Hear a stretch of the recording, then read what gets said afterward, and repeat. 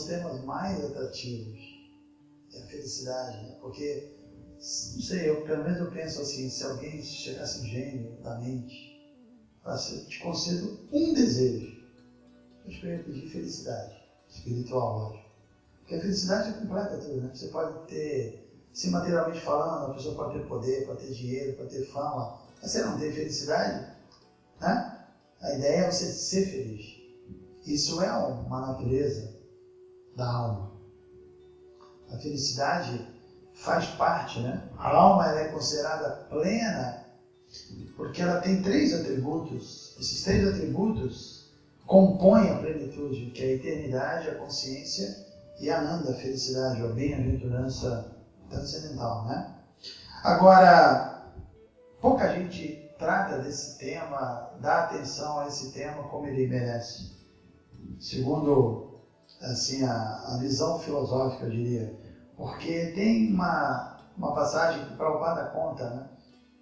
Que uma pessoa ouviu falar sobre a cana-de-açúcar, dizendo que era algo muito doce, muito saborosa, uma doçura incomparável. Então a pessoa ficou interessada, né? Poxa, como ela é, né?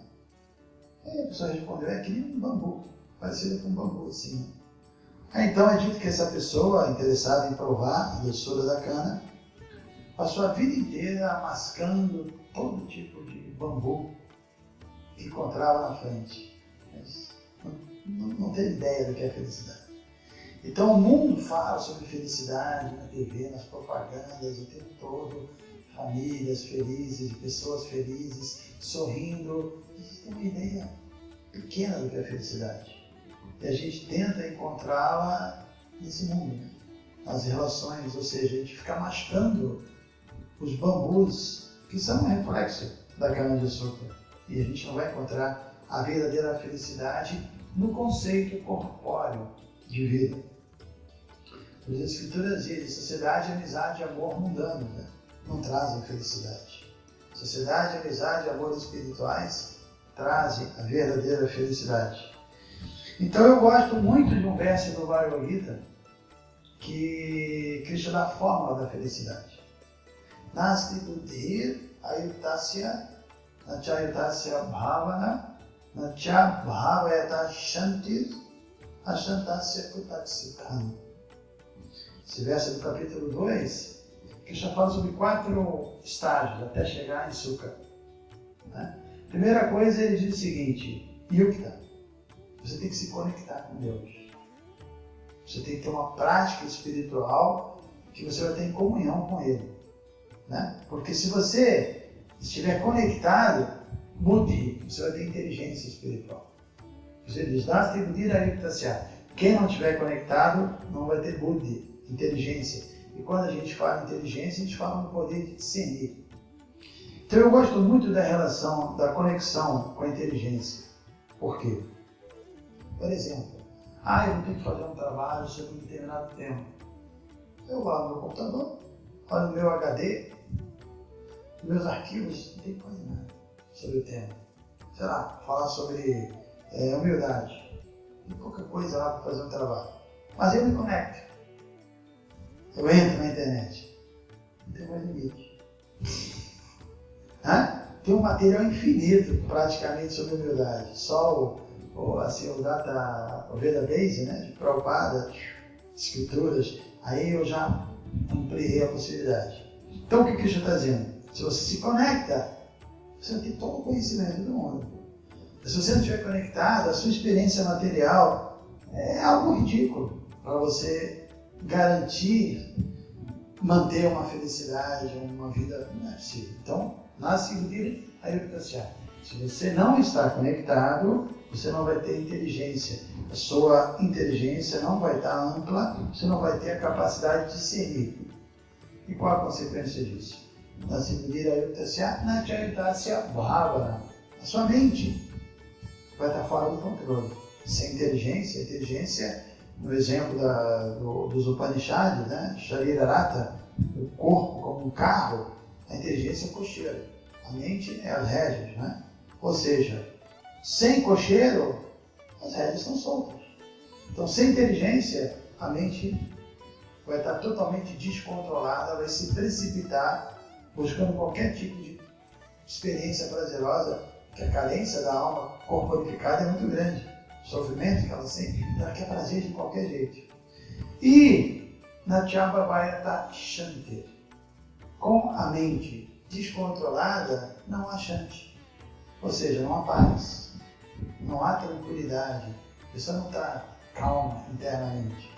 Né? A mente está agitada, ela não está em paz. Aí Krishna pergunta, a Shanta se akutatsuka. E sem paz, kutatsuka.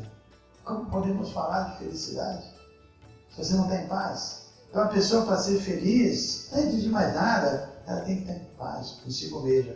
E para ela estar em paz consigo mesma, ela vai precisar ter controle da mente. E para ela ter controle da mente, ela vai precisar Buddhi, inteligência espiritual. E para ela ter inteligência espiritual, o poder de discernir bem, discriminar ou discernir bem, ela vai ter que estar conectada, tem que estar em comunhão com Deus.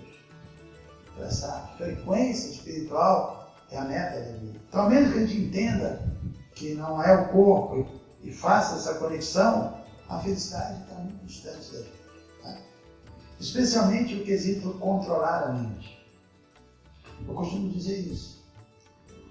Se a mente se acalma, tudo se acalma. Se a mente não se acalma, esquece. Tem uma chance. Então a gente tem que acalmar a mente. A vida espiritual é para acalmar a mente, apaziguar a mente, tranquilizar a mente, esse chante que todo mundo busca. E aí sim, vamos falar sobre felicidade. A felicidade, ela irrompe naturalmente para uma pessoa que tenha a mente calma. Porque ela já está dentro da gente. Só o fato de existir, de se entender como uma centelha da divindade, isso já é uma bênção. Agora, como é que isso vai se manifestar? Vai despertar com uma mente agitada, turbulenta, levando você para fora o tempo todo? Então, a mente tranquila faz você se autocompreender.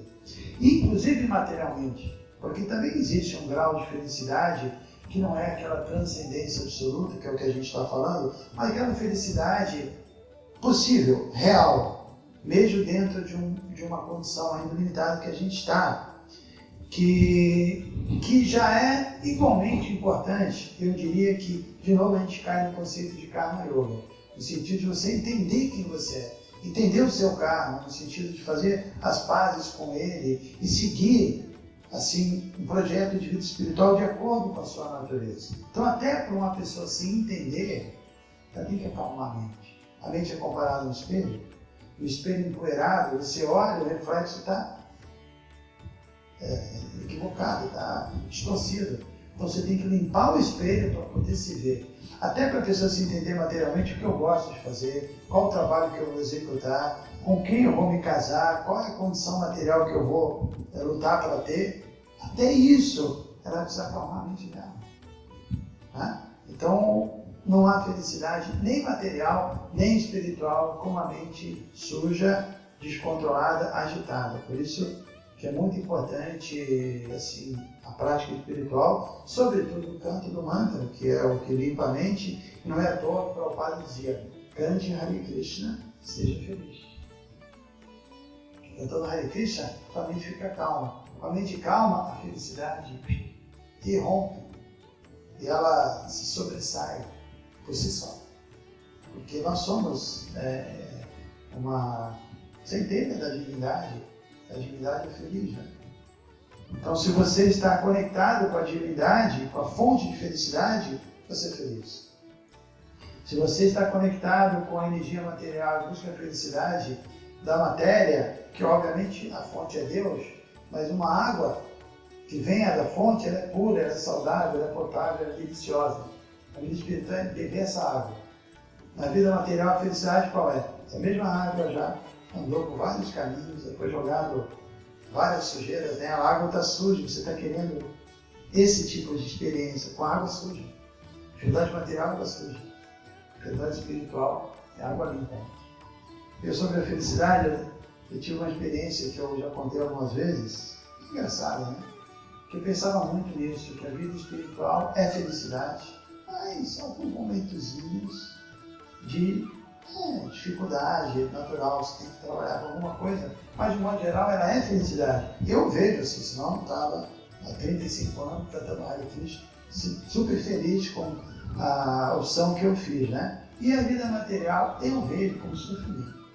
E aí, algum sábadozinho, alguma férias, alguma experiênciazinha, algum momento do dia de felicidade, mas ninguém faz o que gosta, todo mundo sofre, né? A gente sabe. Eu meditava nisso. Aí eu fui para o Paraguai fazer uma palestra lá em negócios. E eu fiquei na casa de um casal interessante, eu meditando nisso. Aí fui tomar banho. Ficou muito engraçado. Chuveiro, caía água quente. Mas tinha alguma gambiarra lá, que caíam umas gotinhas de água fria, pinguinhos de água fria, né? Aí eu falei, pô, isso aí é vida espiritual, né? Esse banho de água quente, mas cara, umas gotinhas de água fria. Tudo bem, eu vou fazer o quê, né? O banho é quente. Mas eu falei, quer saber? Vamos desligar o chuveiro quente, vou tomar banho frio. E Krishna aprontou uma comigo quando eu fiz isso. Porque eu desliguei, aí começou a cair água fria, mas caiu umas gotinhas de água quente, não sei de onde. Né? Que seria, aí eu fiz a comparação com a vida material, com a vida espiritual. Aí qual foi a minha conclusão? Liguei a água quente, olhei aonde caía uma gotinha de água fria e me desviava. Então a vida espiritual ainda tem essa, é felicidade. O sofrimento que vem, você tem filosofia para se desviar. E nem essas gotinhas te pegam, se você realmente tiver um bom padrão espiritual. Então acho que a vida espiritual realmente é entrar em contato com essa fonte de prazer. Se Deus é a fonte de tudo, isso é uma boa definição de Deus, será que Ele não é a fonte da coisa mais importante que é a felicidade? Será que Ele é a fonte de tudo, mas na hora do prazer, da felicidade, eu tenho que fechar o Bhagavad Gita, pendurar minha chave e sair que nem maluco aí, procurando em algum lugar? Contradição, né? Deus é fonte de tudo, é fonte da coisa mais importante, é a felicidade, é o êxtase, né? Nem é felicidade, é êxtase. Ananda nem é felicidade, Ananda é uma bem-aventurança transcendental, plena e que se renova, né? Se renova. O prazer material não é assim, a felicidade material, eu estou feliz, mas a mesma posição que hoje você está feliz, esse mesmo carro, esse mesmo apartamento, essa mesma assim, mulher ou homem, não importa, vão dar defeito, vão ter problema, não vai ter felicidade, né? Sempre variar, sempre... na vida espiritual, qualquer situação deixa a pessoa satisfeita e feliz, porque a felicidade é interna. Realmente é um regozijo, né? Interior.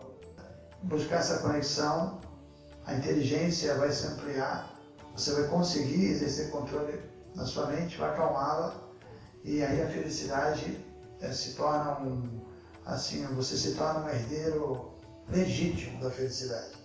Você tem direito dela. Canal Vedanta 108. Eu uso e recomendo. Ou seja, inscreva-se no canal, compartilhe com os amigos. A cada semana tem vídeos novos, é uma oportunidade de ouro de você ter acesso à sabedoria temporal dos Vedas, com palestrantes, com pessoas bastante qualificadas. Eu, como disse, eu uso, recomendo, compartilhe com os amigos e espero que você faça o mesmo. Hare Krishna.